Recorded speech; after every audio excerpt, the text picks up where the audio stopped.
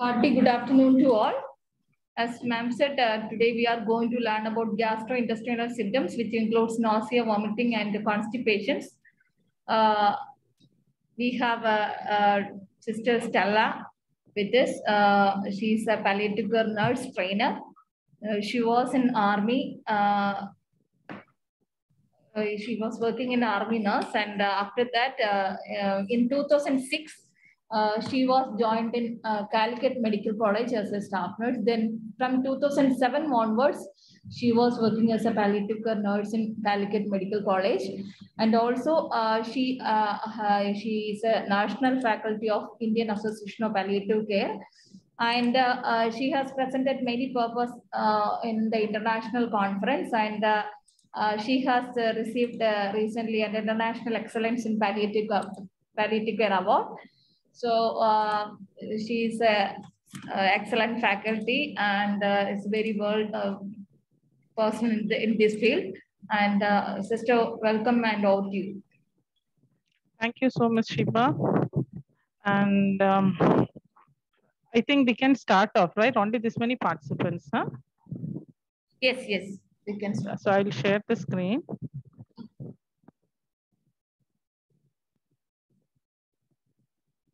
Is it visible? Yes, ma'am. Let me see whether I can go for now. It's visible, but not. Let me see. Yeah.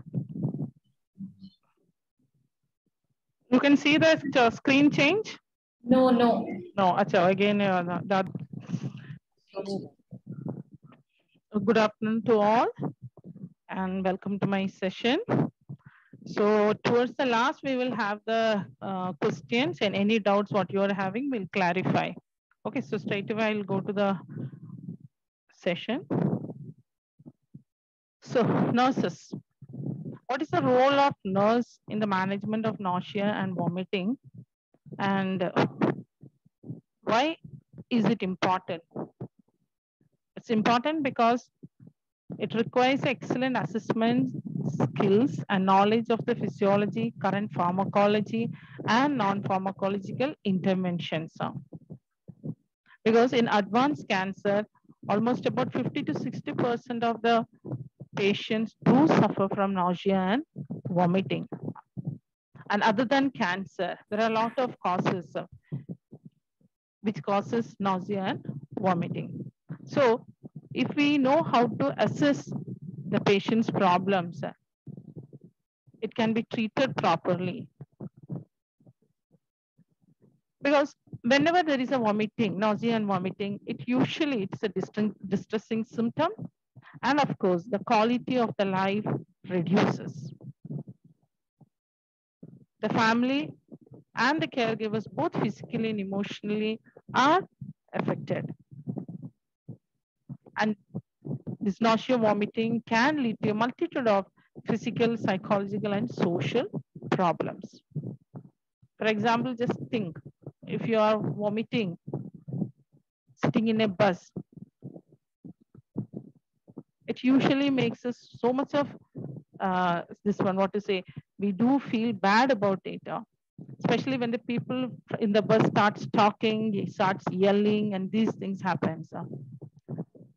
So physically and especially psychological and social problems will be there during nausea and vomiting, which the nurses need to assess properly and go for the management. These are the two topics covered. So we'll come to nausea or vomiting. Why is it important? Because it affects the daily functioning of the patient. The quality of life reduces. And the non-compliance to any treatment, especially cancer treatments. Inadequate symptom control. What happens? The fear or anxiety, poor absorption of medicines. So symptom won't be controlled properly if there is nausea and vomiting. You are giving for pain, the patient is vomiting. The pain won't be reduced. And of course, it escalates the distress of both the patient and family, thinking what is happening after doing these many things also. Why still the patient is vomiting? Why the patient is nauseated? Patient is also not able to eat, and family is also not able to eat. So let us see what are the objectives of this. To stop or reduce the frequency. See, vomiting at least comes off, nausea, no. It's a very, very bad experience, nausea. And to establish compliance of the treatment. In many cases, we can give oral medications and to improve the quality of life of the patient and of course the family also. So the principles of management, first always correct the cause. If you could get the cause, correct it. Start with the non-pharmacological measures. Dietary modifications. And of course, then we can go for any pharmacological measures. So always think about these three, the principles are correct the cause, non-pharmacological measures, and then the dietary modifications. Then we can go for it, pharmacological measures. So if we talk about a simple definition, nausea, as we say, is an unpleasant feeling of the need to vomit, usually accompanied by pallor, cold, sweat, salivation, tachycardia. If you have assessed a patient anytime, just ask the patient when they are feeling this nausea.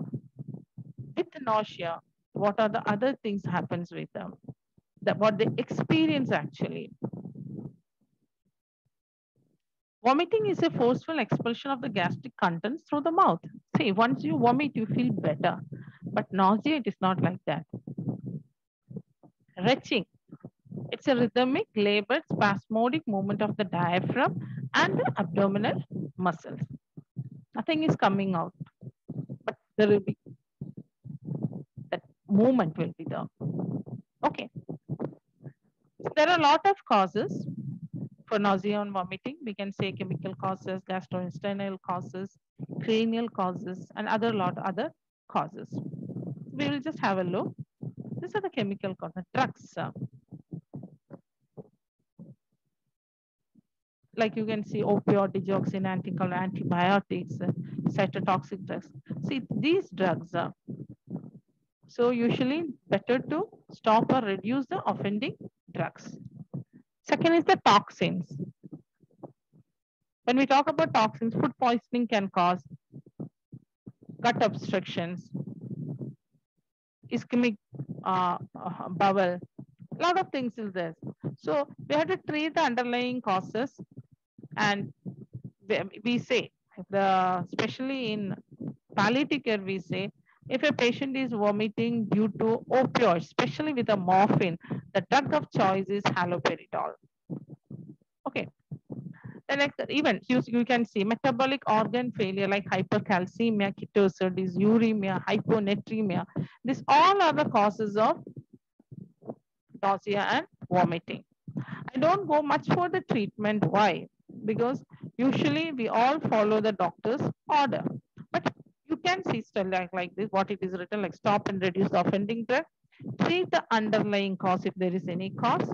Haloperidol is a drug of choice usually for the opioid, and of course, we can use 5-HT3 antagonists with the corticosteroids.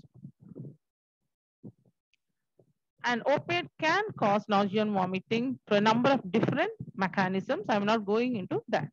Now, gastrointestinal causes. Gastric stasis.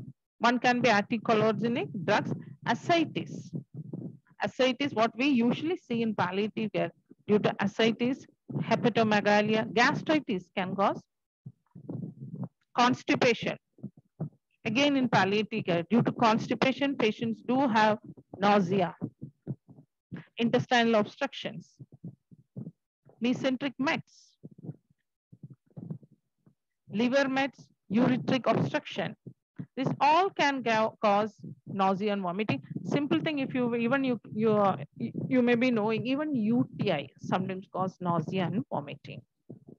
So again, the treatment, like treat the underlying cause. For everything, it is the main thing is first treat the underlying cause. Prokinetic can be used. If there is a lot of secretion, we have to reduce the secretions. Active bowel management is very important, especially in palliative care patients or long-term disease patients.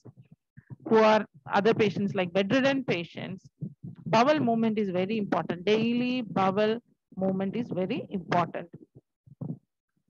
And of course, if the patient is having the mass has grown, there is a big growth and all, we can use corticosteroids and rest of the things.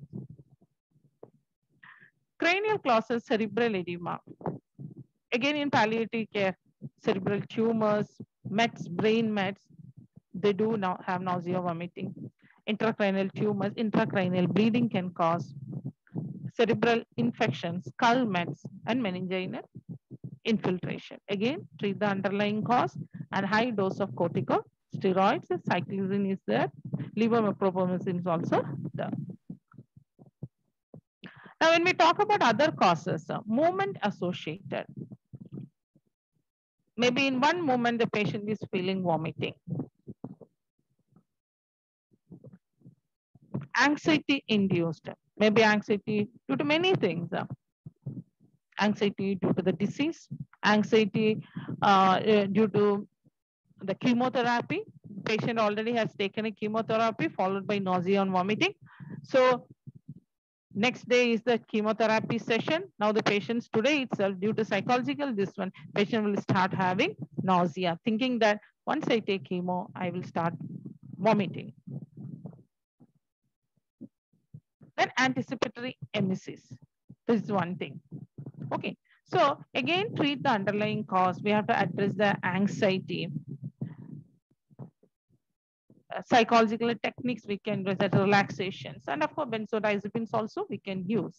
But non-pharmacological, put it first, and then go for the pharmacological causes. So one more thing is, again, what we see in palliative care, the smell of the wound. If the patient is having a big wound on his body, a growth which is smelling, there is a foul smell, patient will feel nauseated. Patient will have vomiting. This is another main cause. Sometimes if the patient seeing the same food every day, eating the same food, asking the patient to take bland diet daily, patient will feel nauseated after seeing that. So when we do the assessment, we have to do it properly. So the first and foremost in assessment is the onset, when the nausea or the vomiting, when it started. And suppose if it has started just 2 days back, how was it before? The patient was having any problem before like this? So the question is when it started.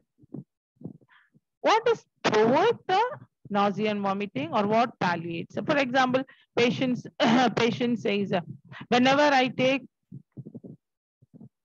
this one, what to say? Whenever I take hot food in this and in the sense more of spicy food, I start getting nausea, otherwise vomiting.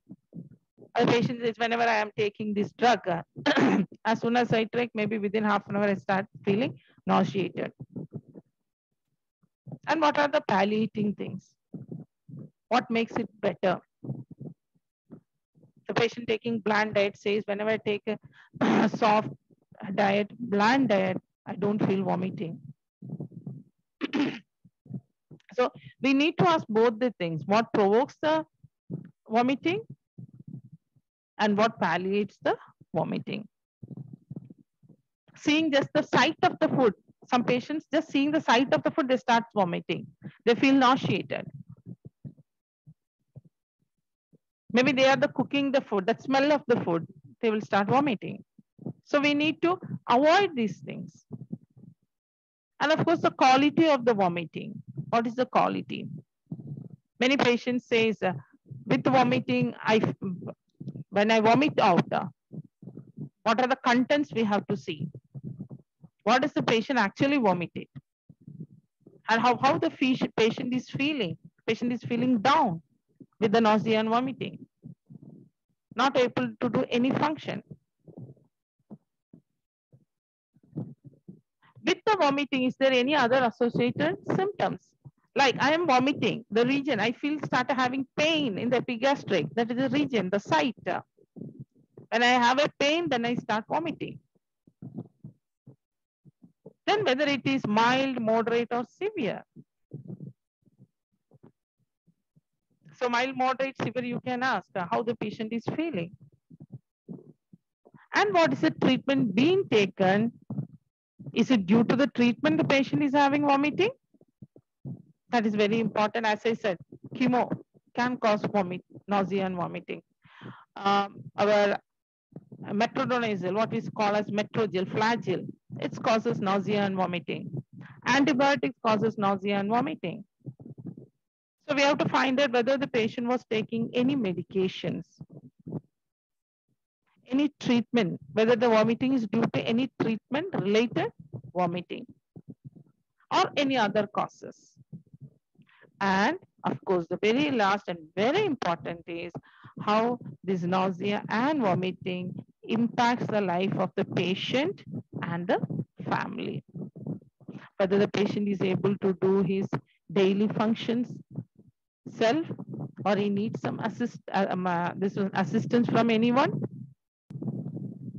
Whether the family is able to adjust with his nausea and vomiting. Whenever he is having nausea and vomiting, the family is able to adjust. What the family is facing with that? Are they able to cook food properly? Because whenever the smell comes, this patient is vomiting. So are they able to do it properly or not? So that is that's a psychological problem. The impact of this symptom on the patient's and the family's life. And especially when we talk about metoclopramide, it's a very good drug indicated when there is, because it causes prompt gastric empty, useful in gastric stasis. And oral is very good. We can take it orally. And of course, if still there is nausea and vomiting, which is not getting subsided, then we can go for any IV preparations. As I said, drug of choice for opioid-induced vomiting is haloperidol. In palliative care, mainly we use haloperidol as drug of choice. And still, if the patient is vomiting, then we have to consider syringe driver, other continuous infusion, and patient has to get admitted. We cannot keep for a long time in the patient at home. So we have to think about that. We have to decide about these things. The important thing is choose a route of administration that ensures that the drug reaches its site of action.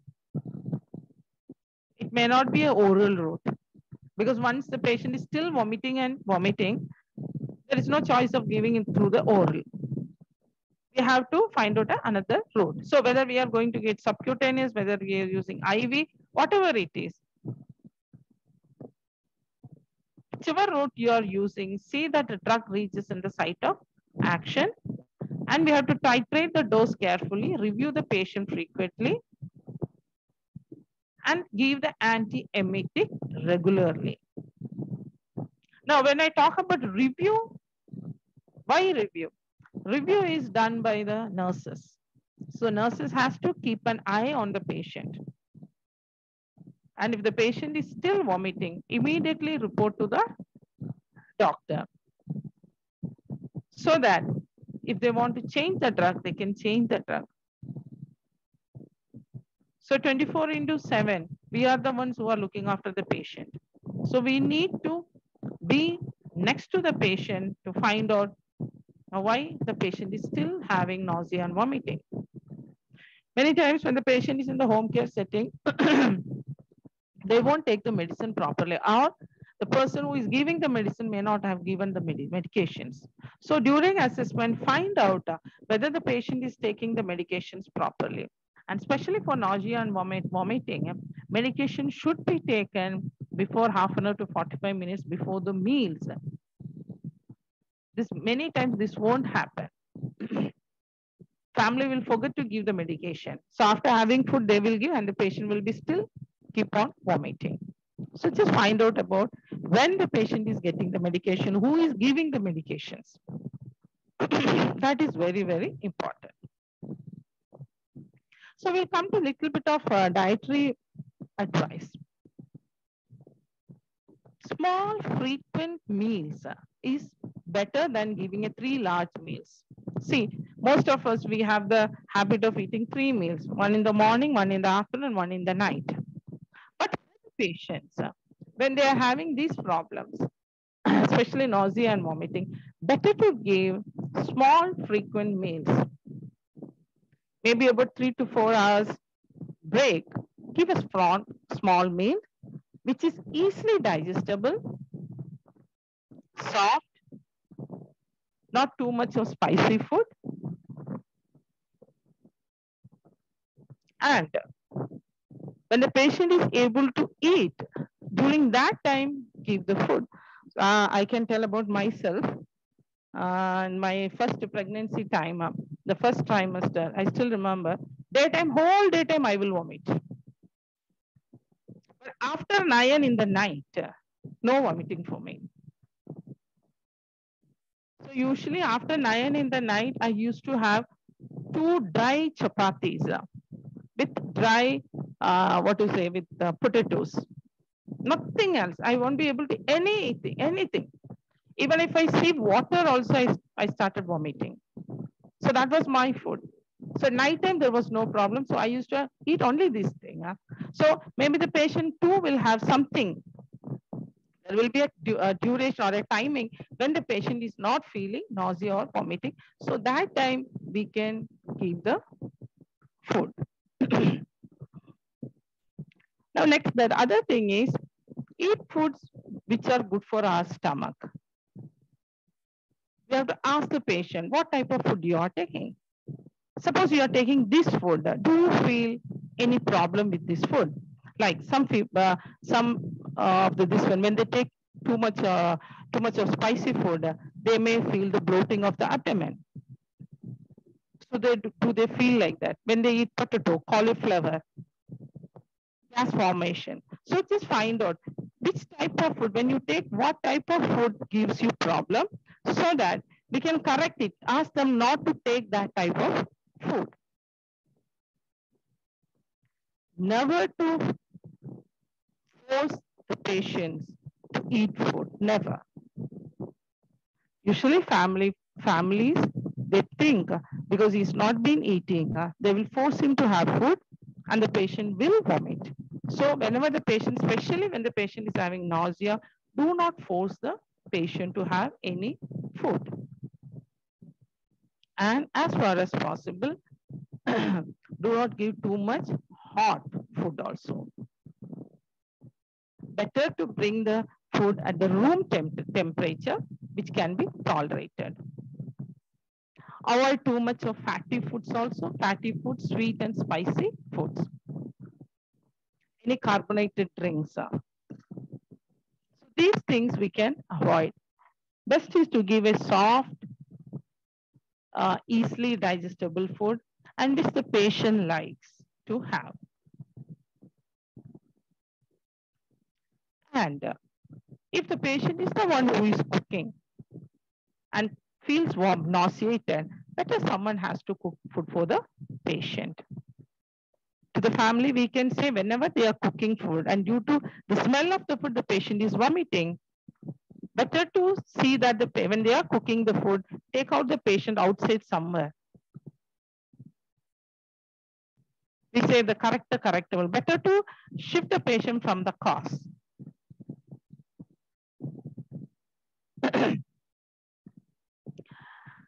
The other things are like if a person is having difficulty in eating a special diabetic or heart disease diet, many diets are there. Actually, we need to sit and talk to the patient about this, why the patient is being put in this diet. So communication is very important with such patients because especially if we think about renal patients. Okay, renal patients have a special diet. And many times it happens the patient won't like these foods. So we can talk to the family also not to give the same food daily.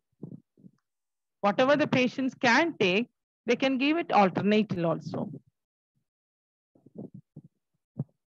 And if you need more advice, better to take a consultation with the dietitian. But I always feel the best dietitian is the patient himself or herself, because they know whatever food they take, which is good for them and which is bad for them. Now, what else can be done? Oral care is very, very important.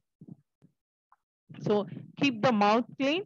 After each vomiting episode, the patient has to clean the mouth. Always do let them wear loose fitting clothes, because when we feel that nauseated and we feel like vomiting, usually we feel the tachycardia, we feel something dyspnea, some problems. So with the tight fitting cloth, it is not good. So better to have a loose fitting clothes. You can just put a fan, open the windows, the fan on the face, patient's face. You can just, wipe with wet clothes the patient's face. And any smells and any sight of the food is there, just remove that cause. And during nausea and vomiting, another one thing is some people get very irritated because of that. Maybe all are making a lot of noise and sound is there, patient gets irritated. So try to reduce the sound.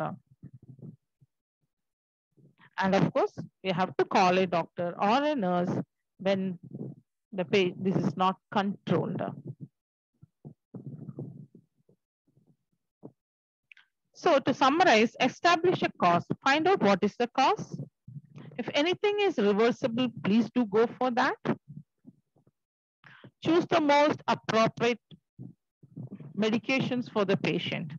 And of course, the appropriate route is also very important, and review regularly, especially if the patient is hospitalized. We can review regularly. Otherwise, give correct instructions to the family members about how to take the medications, what type of food the patient has to take, and when and where to report if there is any problem, so that you can act immediately. These things are very, very important. So for the nurses, it is important. Assessing is very important. So assessment, they have to do it in a process way. So daily, 3 shifts, the assessment is ongoing. So keep the patient under control. Under control, listen, the patient's nausea and vomiting. And if you assess properly, you can treat properly. Now, constipation. Usually we say, but when you talk about constipation, the frequency 3 bowel movements per week. What about the consistency, whether it is lumpy or hard? The patient needs to strain more. This all we can say constipation. But it should be according to the patient's pattern of bowel movement. Some people will be going daily, some people go alternate days, some people maybe three bowel movements per week. Okay. But when the patient says it is hard to pass, otherwise very small pieces are coming, and the patient has to strain, of course, there is a constipation. So what we say is persistent, difficult, infrequent, or seemingly incomplete defecation is called constipation. So feeling of incomplete evacuation. You ask the patient will say, yeah, I went, but only small one piece has gone. It is not been emptied. Patient feels there is an obstruction in the anorectal area. Prolonged defecation time, has to go and sit in the toilet for a long time. Sometimes even needs say support to the perineum, or manually evacuate rectum with a finger. This all comes under constipation. So the important thing is assessment. We have to sit and assessment. What is the normal for the patient? So frequency we have to ask, amount, What is the consistency? Blood stained or not? When I see this blood stained or not, I still remember one thing, most of the patients, I think majority of the people never look to their, what to say, the fecal color. Okay. So one patient had come. So he was saying that there is a difficulty in passing and very small amount is only passing. So I was just asking about this. And so I asked, what is the color of the motion? You know what he told me? He said, do you think that I'll be looking at the color of the motion? Who looks like this? Nobody usually won't look at their stool, it seems. So I said, no, I want to know tomorrow when you come, what is the color of your motion? And you know what happened? The next day when the patient came, even the family member who listened to me, I mean, was overhearing, she said next, the motion color is black color. Black tarry stool it was. Actually, it was a bleeding. So we need to ask this question to the patient. When was the last bowel movement? When the patient had the last bowel movement, very normal bowel movement. And if the patient had any abdominal discomfort while passing, any cramps, feeling of nausea, vomiting, excessive passing of gas, the rectal fullness, if the patient was feeling something like that. Does the patient is using any laxatives? So if it is in palliative care patients, mostly of the patients are using laxatives. So what type of laxatives they are using? And are they using it properly? What type of medications are the patients on? As I said, opioids can cause one of the cause of constipation in palliative care. Other than iron medication, iron tablets, what we say, can cause. Intake of fluids is reduced, can cause constipation. Patient is having a fissure in ano. Just thinking of the pain, the patient won't avoid patient will avoid going to the toilet. So slowly, it will become constipated, hard stool. There is no toilet nearby, the patient has to go out. So many things are there, no privacy. So during assessment, we need to ask all these things. And if the constipation is a recent change, if the recent change means any change in their diet, any change in their medications, any change in the place, these things we have to find out.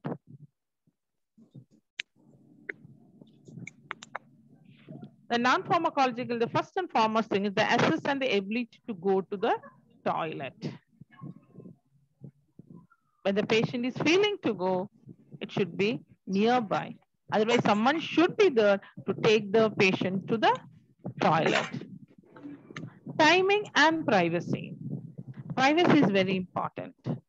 Even if the patient is passing on the bed or next to the bed in a commode, give privacy to the patient. Please cover with the screen. Now timing. Now every day, if the patient is passing in the morning, there is a certain time. The carer has to see to this. Second thing, give time to the patient to pass motion. It's not that you gave a commode and you keep on asking the patient, did you finish? No. It becomes difficult for the patient. So give time to the patient. And of course, squatting position. Some people do like squatting position, but some people cannot squat. So they need a commode next to their bed, or they need to go to a Western toilet.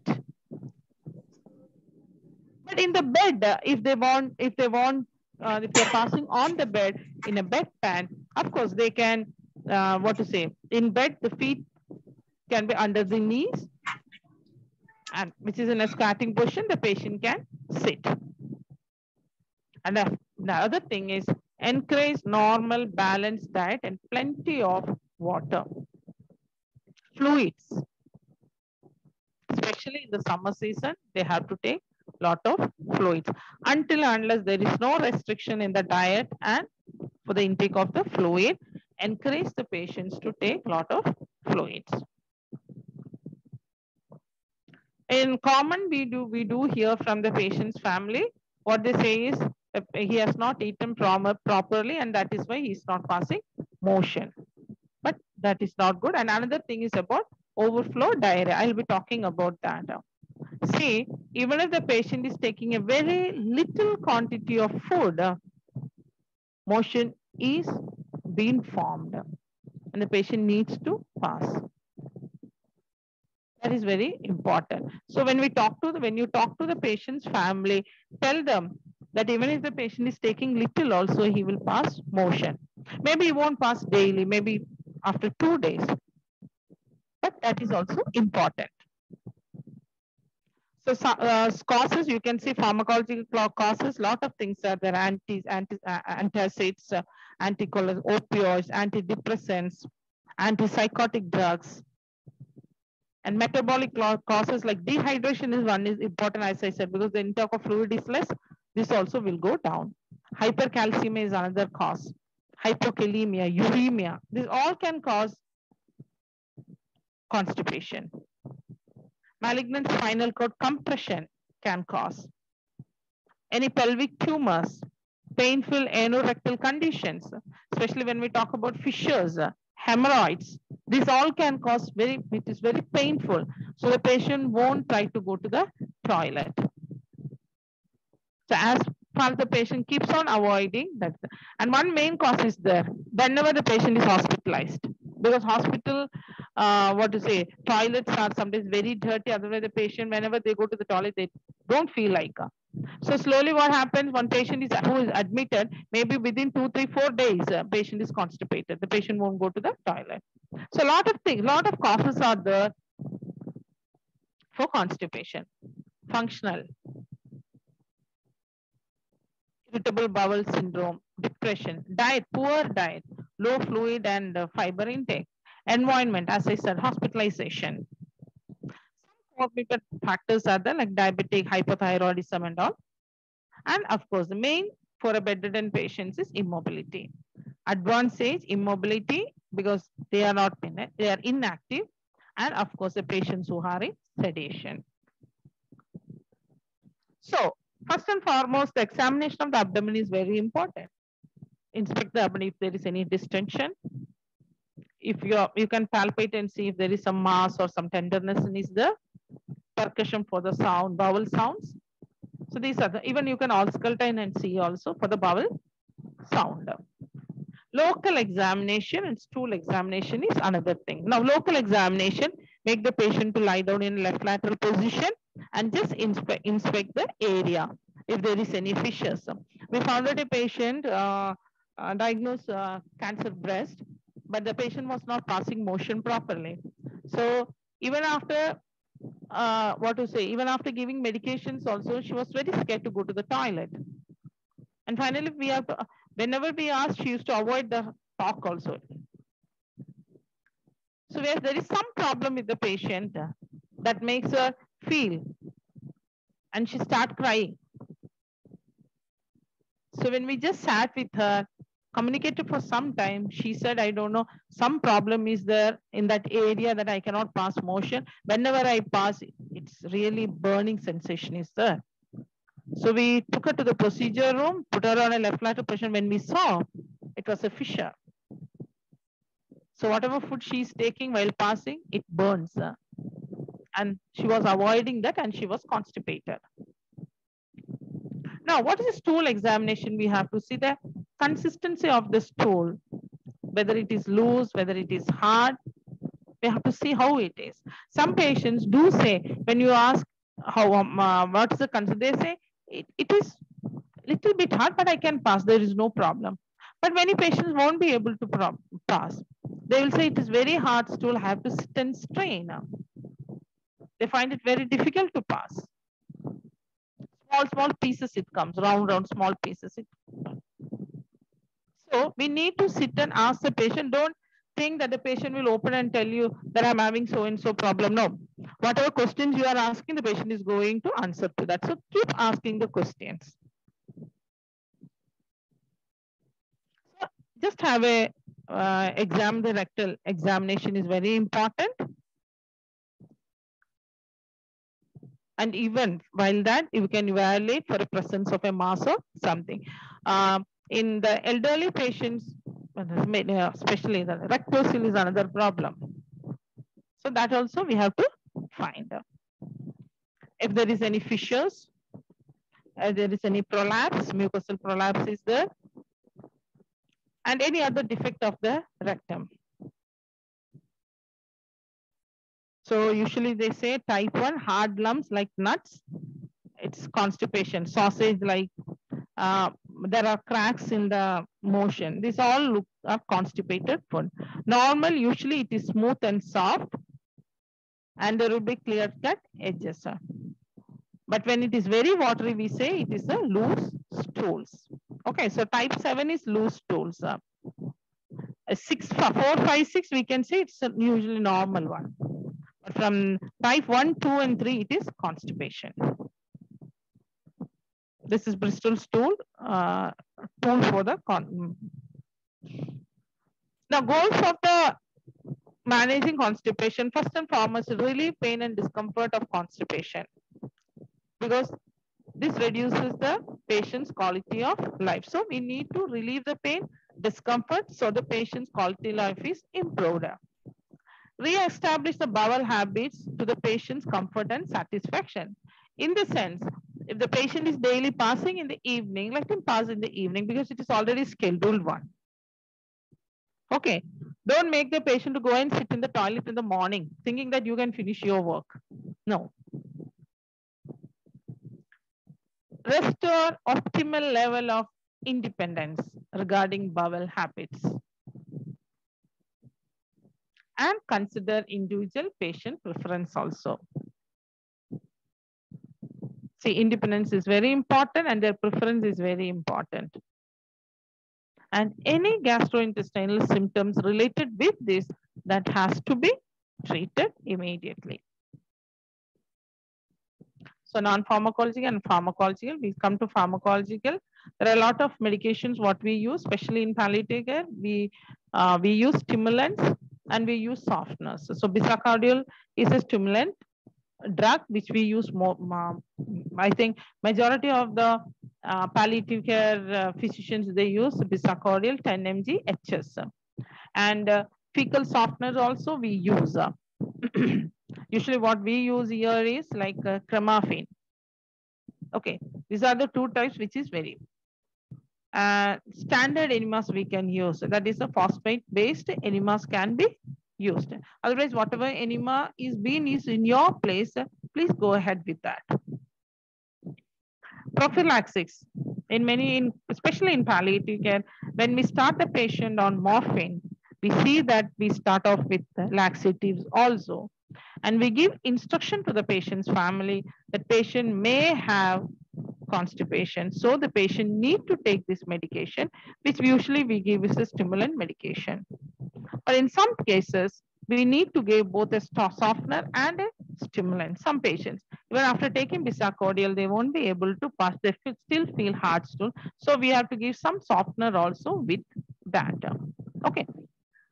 If there is impacted rectum, we can use suppositories. Other than that, the best thing is a perirectal examination. Just have a rectal examination. And if you find there is a hard stool, manually remove the stool and then give an enema. That is important. In palliative care, we do this thing because most of the time the patients will have hard stool, impacted stool, due to many reasons. Okay. So what we do is first perirectal examination to see how hard the stool is. Then we remove the hard stool and then we give the enema. Just giving the enema with the impacted stool won't work out. Better to remove the hard stool and then give an enema. It will give you a very good report for you. So high up enema, usually what we say is high up enema we give. We had a patient who had come since past 15 days, patient didn't pass motion. Actually, family didn't give the medications properly. And due to that, patient was not passing urine also. It was bladder. This one, retention of urine was there. We had to put a simple catheter to remove the urine, more than 1,500 ml. Patient was actually in delirium due to that. And then we had to give an enema. And now, before giving enema, when manual evacuation, when we did a perectal examination, actually our fingers went like this because it was so hard stool that 3 days actually it took for the full stools to come out. Because we have to give the suppositories, then we give glycerine to make it little bit soft so that it can, because we are not even able to remove it. It was such a hard stool. By 3rd day, slowly the motion became soft. We were able to remove the motion. We gave up eye enema, everything came out. Then we could put a catheter also for the patient for the urinary catheter. Can you imagine the patient must have suffered how much? 15 days. And then we had to sit and communicate with the family member the importance of giving this medication, this laxative to this patient. So opioid-induced constipation, when opioid is being prescribed, see that one stimulant laxative is there. If not, please go to your doctor and tell the doctor, sir, please write a this one laxative for this patient, especially bisacordial. Maybe the patient may not need also, patient will have a normal stool, but if the patient is going, at least the patient can take this medication. That is very important. Some patients do say when they take stimulant laxative, they do have intestinal colic. I have come across, and for myself, I cannot take a stimulant laxative. I feel severe cramps. I cannot use it. I start sweating, my BP will go down. Patients do face these things. Maybe they are not talking to you about it. You please do during the assessment, ask the patient whenever they take a stimulant laxative, do they have this problem? Okay, so that is very important. This is for the paraplegia, quadriplegia patients. The patients do have this one. In between T12 and L1 injury is there.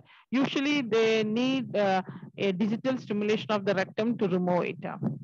And between below T12 to L1, they may may require digital evacuation of the rectum. In the upper part, that is about T12 and L1, just stimulation of the rectum will help the motion to come on. But below it, what happens is we need to digitally evacuate it. That is very important. And lesions at the level of the conus medullaris, maybe there will be a mixed features, especially in paraplegia, quadriplegia patient. Many of the patients are already in laxative, and plus we have to review with the patients or the family members whether the patient is passing motions or not. Otherwise, we have to teach them about the digital evacuation.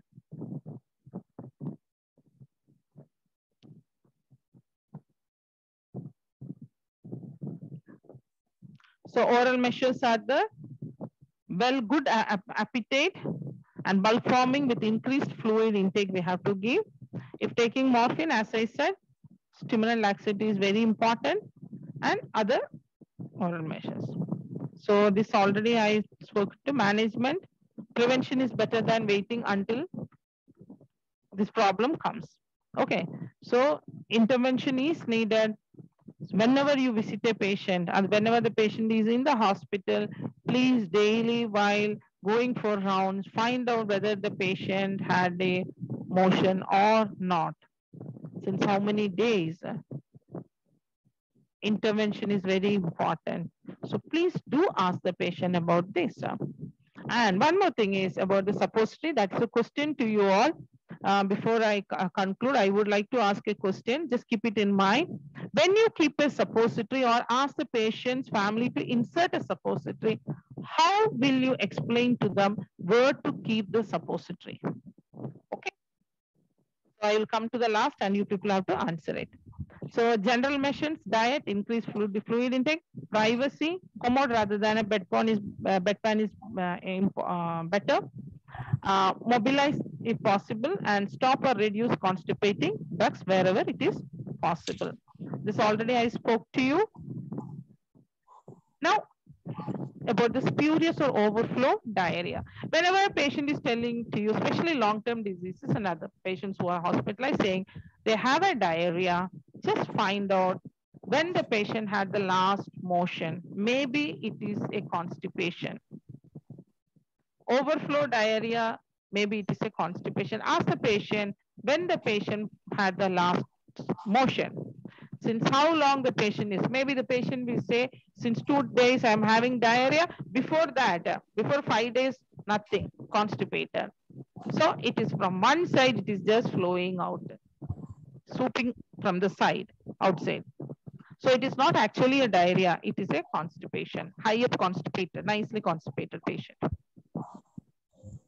Ask the frequency, the quantity, how much. It won't be a loose stool. Patient will say, every now and then, little bit, I am passing. And the history also will give you, will indicate that the patient is having constipation. Here, what you have to do is a rectal examination, digital evacuation, followed by a enema. Remember this one thing, if the patient is saying diarrhea, find out whether it is diarrhea or not. Because the patient will say diarrhea, if you won't do the proper assessment, we will give antidiarrheal medication or something, again it will be constipated. More constipation, more hard the stool will be. So just find out about these things. So in palliative care, we do, when we get a lot of patients talking about saying they are having diarrhea. And whenever they say diarrhea, we go for the inspection. We find out what is the real, we assess it, and we find it is not a diarrhea, it is constipated. So we have to give up a high up enema. We say high up enema. Rectal examination, remove the hard stool, then give it enema. And how we give enema in palliative care is, because the protocolysis, the tubing is hardly about 4 centimeter, 3 to 4 centimeter only. So what we do is we attach a plain, suction catheter to that, so that it will go little higher. So in that way, we give enema in palliative care. So constipation should be considered in all palliative care patients, and of course in cancer patients and other chronic illness patients, especially bedridden patients, patients who are in the cancer wards, in psychiatric wards also. Because most of the time in the hospitals, we are focusing only to treat the disease of the patient. We'll forget about the bowel movement. So usually doctors will never ask the patient whether the patient had a proper bowel movement. And by the time the patient is there for 3 to 4, 5, 7 days, patient is constipated, patient will go home and come back with other problems. So prophylactic laxatives can be given to the patient. And always PR examination is very, very important. PRE, rectal examination, is very important. Remember, first use the non-drug measures, and then you can go for oral medications. So, and constipation is it is a symptom, not a disease.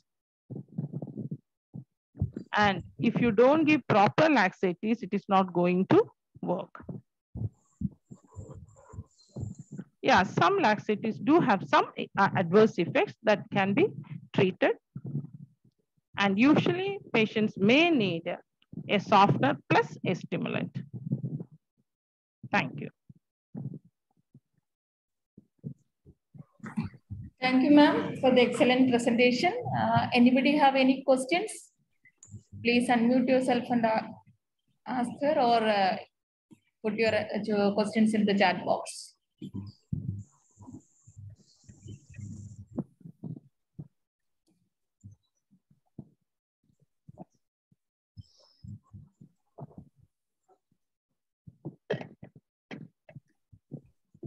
Anybody? Any questions?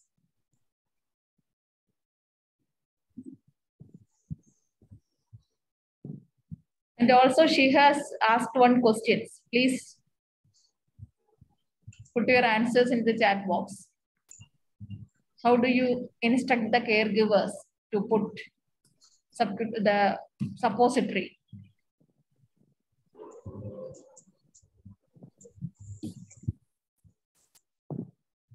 Any answers?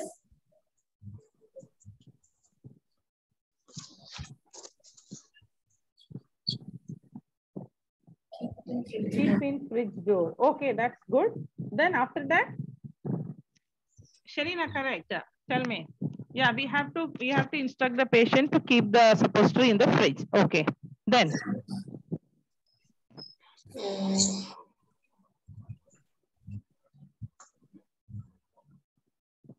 yeah, you can talk. Yeah, yeah. Unmute. Yeah. Go ahead. When we want to keep in the patient anus, just open the suppository and put in the mucosa, the wall of the anus. You mean the wall of the anus means you mean the, yeah, correct. You are correct. Little more. Yeah, very right. Very right. Okay, very right. That's the right answer. So because usually it's that is Kalavani is written using thumb and index finger, hold the medicine and insert slowly. Identify the need for the suppository. Okay. As you said, it's very right. Left lateral position, we have to put the patient. And if there is a hard stool, see that you remove the hard stool also, Sherin. Okay.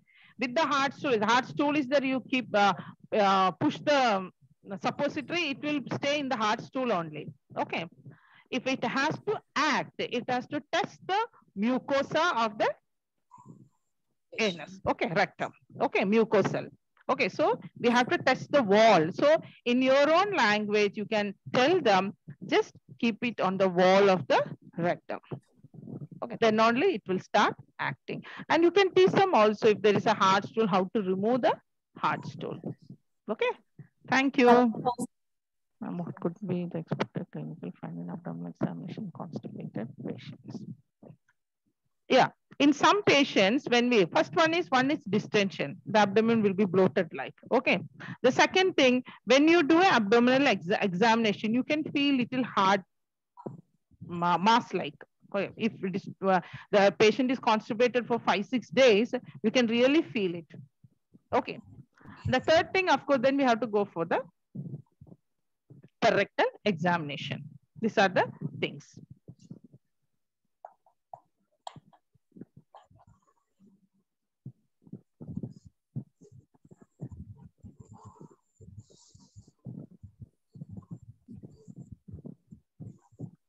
Any other questions?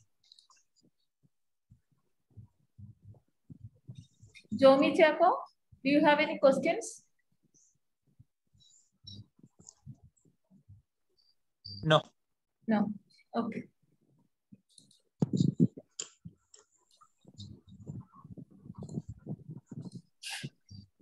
Siba, there is a case presentation. Yes, ma'am. Can we move on to the case presentation? Kalayvani? Yes, ma'am. Yeah. So over to you. Good afternoon. Okay. My patient is a 78 years old female. She is a known case of carcinoma of stomach at the final stage. It means it's a 5th stage of cancer. We started together on 14th of February in a home care setup. Next slide, ma'am. When we are receiving the patient had a complaint of generalized weakness, nausea and vomiting. She used to vomiting more than 6 to 8 times per day, and she has loss of appetite, constipation on and off, giddiness, and she had a moderate pain. Pain score is 6/10. She is also having a bilateral fetal edema, which is pitting 2 millimeter and decreased urine output also. She can able to provide only 150 ml of urine per day. And a history of illness is that she is a known case of hypertension for 5 years, and she's known case of hypothyroidism for 6 years, and stomach cancer at the stage of 5, and she was put on duodenectomy, and she was on duodenectomy feed also. It was done on October 2021, and she was on 4 cycles of palliative chemotherapy, which was done on 19/1/2022. And now at present, she had a complaint of persistent vomiting, decreased appetite, and extreme fatigue. And history of decreased output, as I told, she can able to provide only 150 ml per day. On examination, she had bilateral pedal edema, which is 2 millimeter, and pitting mark. Next slide, ma'am. When coming on to the vitals, her temperature was normal. Her BP is 100/60, which is comparatively low. And her respiratory rate is 18 beats per minute. Her heart rate is 58 beats per minute. Her score is 6/10. We are using a numerical pain score for assessing her pain level. And her SpO2 level is 96 in a room air. And her GCS is 15 out of 15.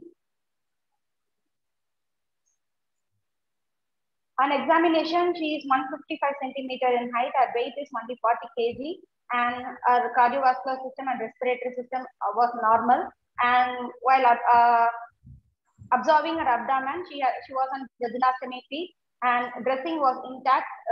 We can see her dressing, which don't have a foul smell, and no discharge was present. Abdomen was soft, and bowel sound is normal. And her GCS is 15 out of 15. And no neurological deficit seen. Bowel and bladder pattern, she is on self-voiding. Her urine output is very less and having constipation. While we are receiving, she had 4 days of constipation.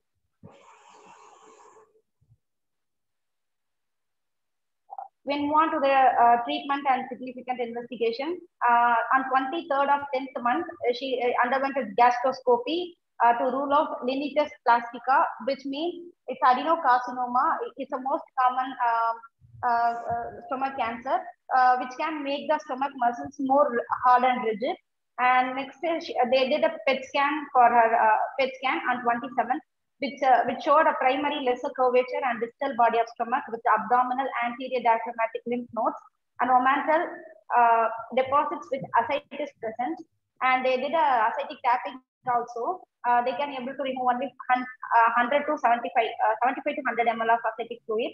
And they sent a histopathology which shows positive for malignancy, and CDK and CD45 are positive. And they did venous Doppler, which shows no evidence of DVT. And they did TBC, where her RBC score is 19.7.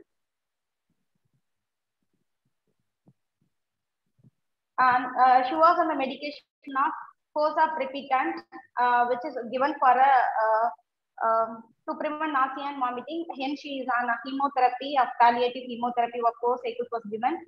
And she was on palazestrone and dexamethasone, pantoprazole, avil, oxaliplatin, and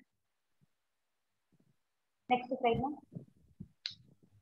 Ondansetron, capsule pan D, and capecitabine, Nutria, team up syrup, and Alprax. Hence, she is having a thyroid. She is on thyroxine 25 mics.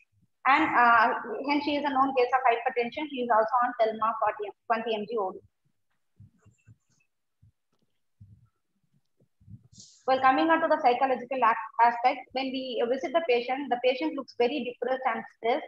And sometimes she is very irritable and isolated, and she was in a room. She will not come out to the room, and she's always isolated herself. And sometimes she is not cooperating with the treatment also. When the attendant go near to the patient, ask them to take a food and medication, she angers towards the attendants and refuse to take food and all. And this was a condition while talking about the psychological facts.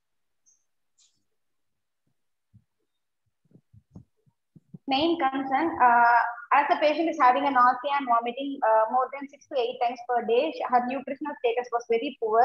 She cannot able to take her food properly. So we are supporting her with a nutritional support. She was on PEG tube like a jejunum feed. We are giving her formula feed like Ensure Plus powder, protein powder, and Presidian powder also, and peptamen powder also she was on.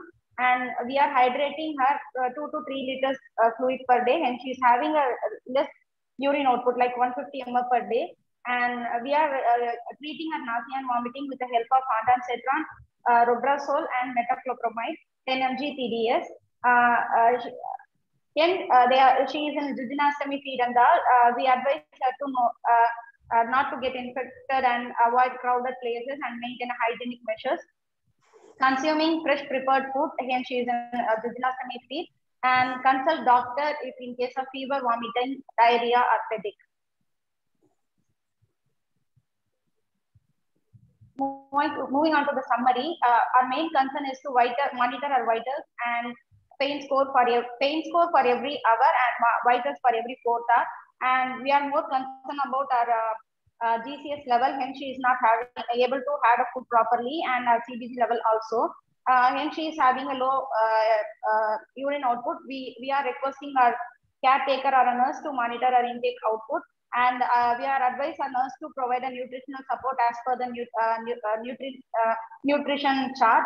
And we advise the caretaker or nurse to monitor the signs and symptoms like a fever, nausea, vomiting, diarrhea, and duodenectomy site for dressing, any pus collection or bad odor. Providing a psychological support, we are asking the family members to involve the care part of the patient, like feeding her and giving her medications and making her out of her room and making her to watch the television along with them and all, and providing diversional therapy. As I told, we advise the caretaker and nurse to make her out of the room and ask her to watch televisions and reading some books and listening music and all, and providing spiritual support by asking the family members to pray for her in front of her and all. Providing a Bible to her to read, encourage the family involvement and support to the patient care setup, and follow-ups as per the doctor instructions also. Next slide. When coming on to the discussion point, we are mainly concentrating to treating her pain, hence her pain level is 6/10. We are giving a pain medications along with the diversional therapy and comfortable position to her, and providing a psychological support involving the family in support and spiritual support also, and some of the diversional therapies where she can get relief from her pain and all. And we are providing the psychological support by providing a psychotherapist through a video consent and video call and the live visit to her home. And we are involving a multidisciplinary team involvement, like our physiotherapy services, caretaker service, nursing service, and doctor visit to her home, and psychotherapist service also. And we are providing also the nutritional support, and we are treating her with the natural medications like cardamom powder and honey to relieve her from the nausea and vomiting feet. And we are to take a patient routine doctor visit since she's having a nausea, vomiting, and decreased food intake, her output is very less. So we ask the family members to take her for a routine doctor visit.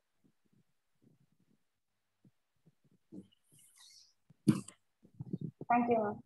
Thank you, Kalaimani, for the excellent presentation. Anybody who need any more clarification regarding this patient story, please ask her. Anybody?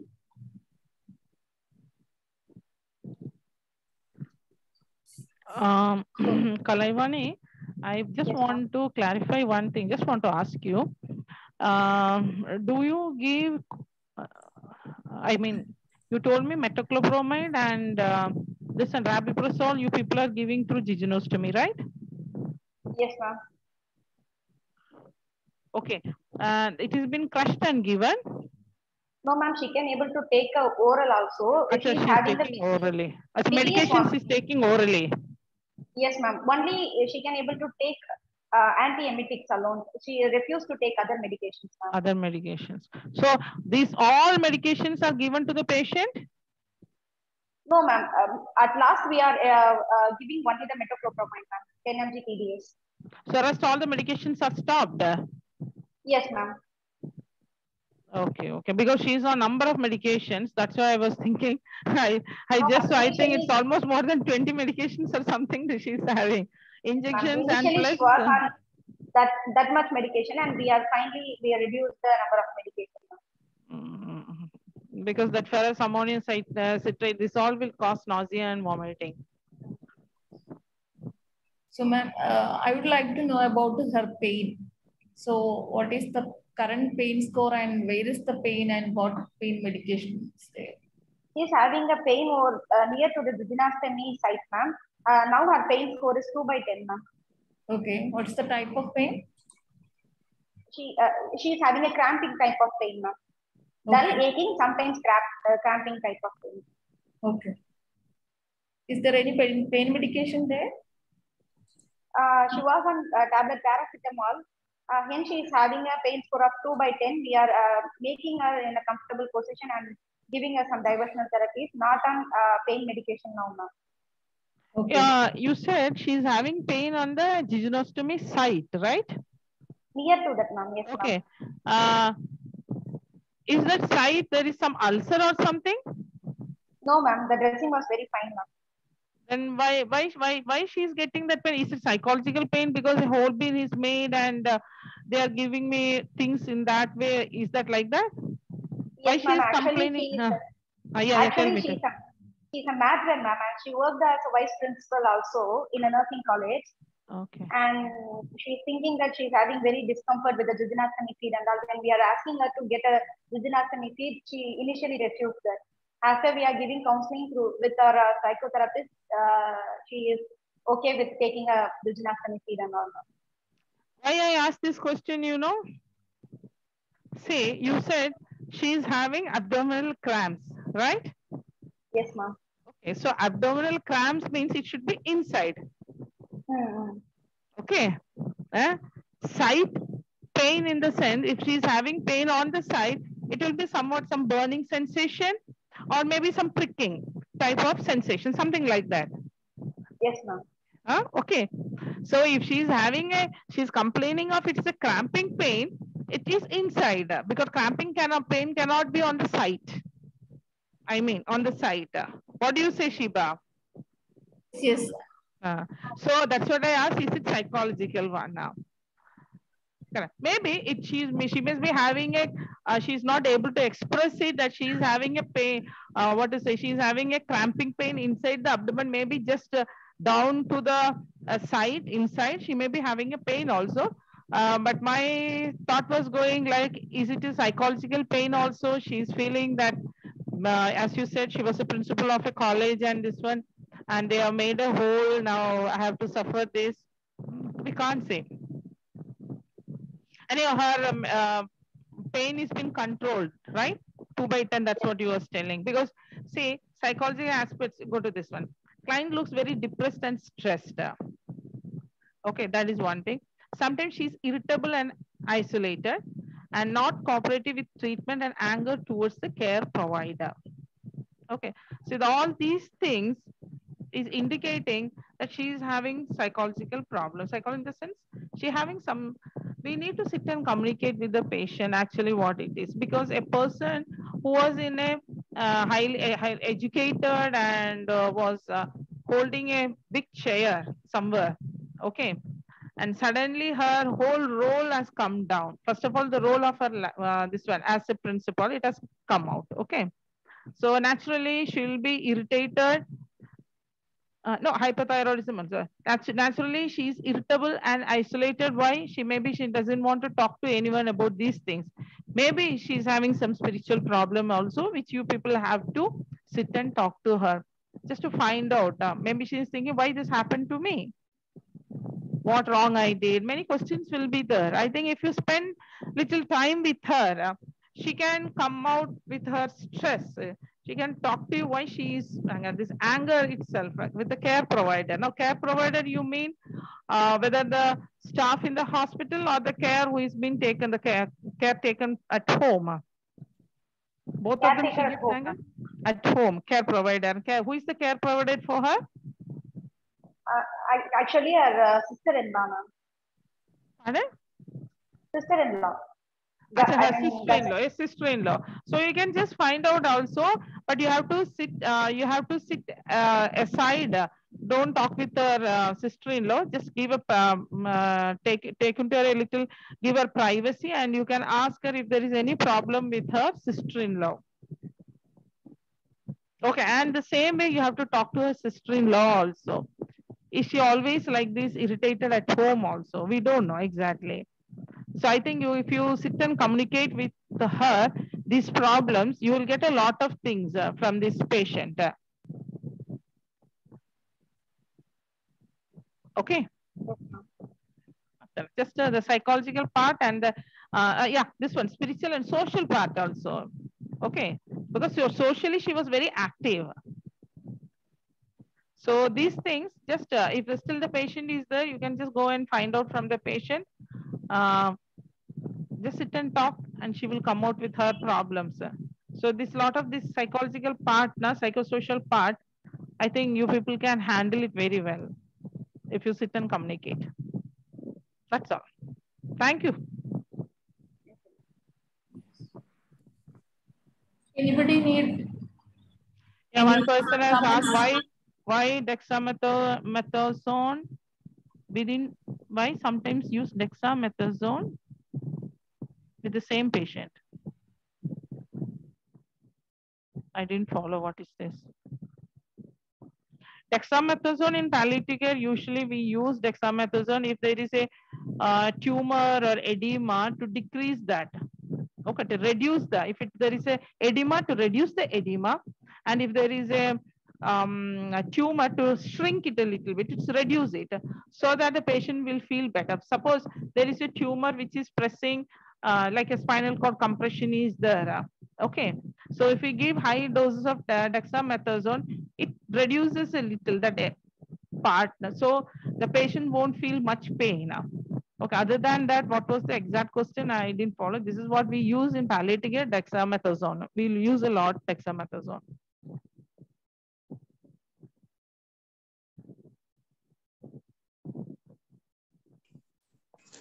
Thank you very much for your presentation. This is Antonia from Uganda. Oh, thank my you biggest so much, challenge. Yeah. Yes, Go on.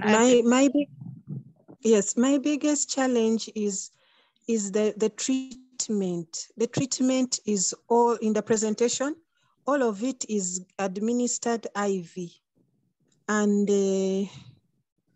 here where I practice, we depend a lot on oral medication because not every patient can be in the hospital. We look after patients at home, and we are not able to be there all the time to administer IVs, so we give oral medications. So Antonia, I'm wondering. What are you wondering? I am wondering now, in a palliative setting where those invasive procedures are not possible, and the patient is in the village, the patient is at home, can we use oral medications now? You like can do. You can do use oral medications, because back here also we use oral medications only, because the patients are in the village. The patients are not always admitted in the hospital. We use of more of metoclopramide oral as oral. Dexamethasone comes oral. Haloperidol comes oral. This all comes medication in the oral forms also. So we use more of oral medication. And for a change, we do have patients where we use, sometimes the oral is not working out, patient is having a lot of nausea and vomiting and all. There, of course, we teach them the subcutaneous, whichever medications can be given subcutaneous. We teach them how to give a subcutaneous. We put the butterfly needle and give them the loaded syringe, tell them how it has to be given, mark it and give, and that also is being gone. But that needs real teaching for the patient's family. I don't know whether you're in your place it is allowed or not. Here, under the observation of the doctors, under the direction of the doctors, this is being done now. Thank you very much. It is a challenge, especially now, like that condition when the patient reaches a point, let's say, and cannot swallow, maybe it has a esophageal cancer or any other, or the patient refuses to take anything orally. It's one of our biggest challenge. You want to help the patient, but you can't. And sometimes for pain, we would tell them to put the liquid morphine in the mouth and stay with it in the mouth for some time, hoping that the morphine will go, but it's not as effective as if they would swallow it. So those are one of our challenges. If we don't have the opportunity to use IV, and if we use oral, because they're in the home, if there is a nurse in the village, we can connect and instruct the nurse what to do. But if they are too much in the village, then our hands are tied. We depend on the oral medication and maybe Parectam or any other. We are really stuck. So it's a big challenge here sometimes. to manage patient symptoms and pain. Antonia, I think you have to start talking to your palliative doctors over there and find out the way of doing subcutaneous. Subcutaneous, say, insulin patients do take subcutaneous, right? Okay, patients are taking themselves. That's itself. Okay, so subcutaneous is one of the routes very easily which can be handled by the patient's family.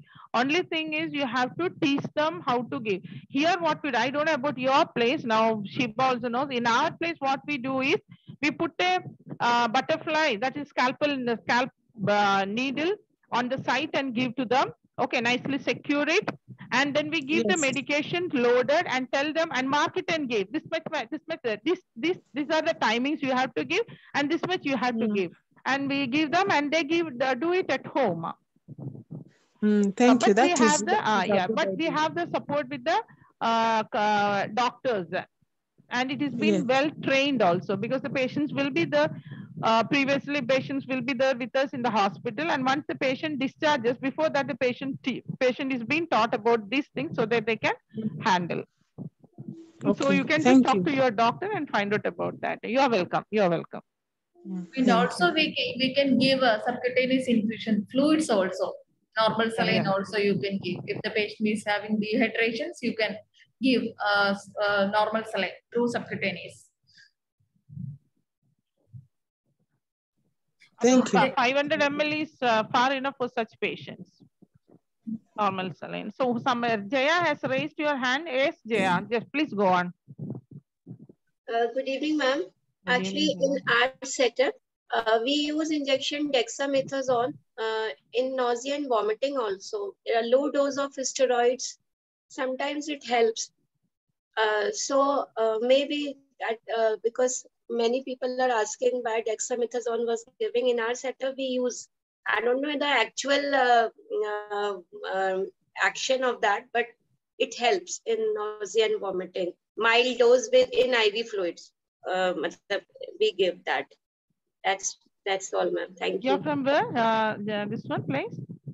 Ma'am, I'm from Pune Command Hospital. Acha, you're from Command Hospital. Nice, nice. Command Hospital.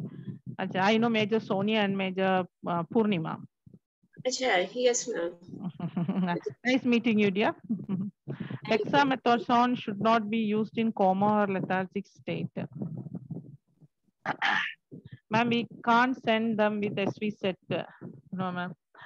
Saraswati, here in palliative care, we send the patients because if when the patients are there with us for at least most of the patients, they used to be there with us from 3 to 7 days and all, and it's a ongoing patients for us. We keep on following that such patients. Such patients, we do keep a SV set and we send it, because SV set doesn't make much problem like an IV line, IV cannula. SV set is easy to remove also. Okay. We have not find any problem till now. Okay. Yeah, I know there are restrictions, because usually as a nurse, we say we cannot send the patient with a needle on their body. That is very right. But exceptions are there in palliative care where we have to send the patient like this. There is no other go for the patients.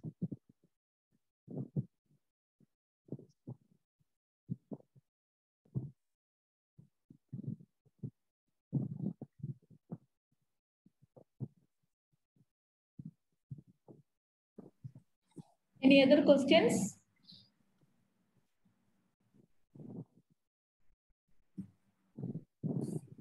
So I think no questions, ma'am.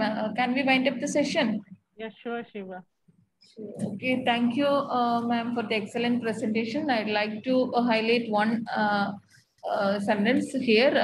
For nausea, vomiting, and constipation, we have learned many things today: how to assess constipation, how to manage constipation, how to manage non-pharmacologically and non-pharmacologically. So better assessment. It means a thorough assessment is necessary for the effective management. You have to do the proper assessment whenever the patient comes to you with the complaints of nausea, vomiting, or constipation. You have to do a proper history, and then based on that, you have to treat the patient. And the next thing is overflow diarrhea, or so you have to usually often misdiagnosed. If the patient is, if the caregivers used to come with us and complaining of diarrhea, so that time if you ask a proper history of constipation, as ma'am said earlier, so when did they last pass motion? Are they their past motion satisfactory or not? So something like that, you have to do the proper history of bowel movement, and you have to assess well and make sure that whether the patient is having any overflow diarrhea or spurious diarrhea.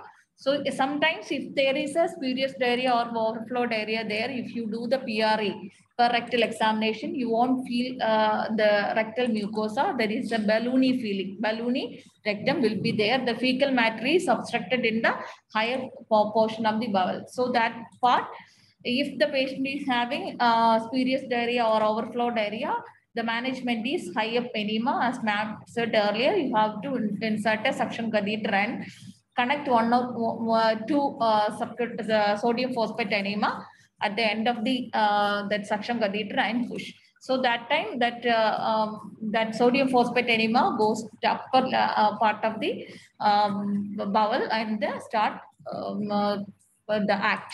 So that is why we used to give high phosphate enema for overflow diarrhea or diarrhea patients, overflow diarrhea patients. Okay. So thank you, ma'am, once again, and thank you, Kalaivani, for the excellent presentation. Thank you all for the contributions. Thank you. See you next Thursday. Thank you.